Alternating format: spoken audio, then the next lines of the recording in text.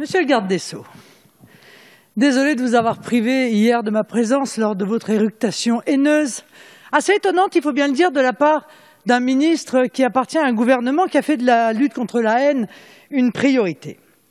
Permettez-moi de vous dire que si vous passiez autant de temps à travailler à l'amélioration de la justice qu'à parler de moi de manière obsessionnelle, ou à bien à pister des amendements qui ont été déclarés irrecevables, nos compatriotes se sentiraient sûrement beaucoup plus en sécurité. Enfin, permettez-moi de vous rappeler que, parce que vous êtes un jeune ministre, enfin au moins un ministre récent, que je n'ai pas à vous rendre de compte ni sur ma présence, ni sur mes absences dans cet hémicycle. Et je vais même vous apprendre quelque chose d'incroyable, ça vient directement de la Constitution. Ça n'est pas à moi de vous rendre des comptes ici dans cet hémicycle, monsieur, mais c'est à vous, ministre, de rendre des comptes à cette Assemblée. Ça, c'est ce qui est prévu par la Constitution. Moyennant quoi, effectivement, je pense qu'il faut, et c'est le but de cet amendement, fixer la majorité pénale à 16 ans.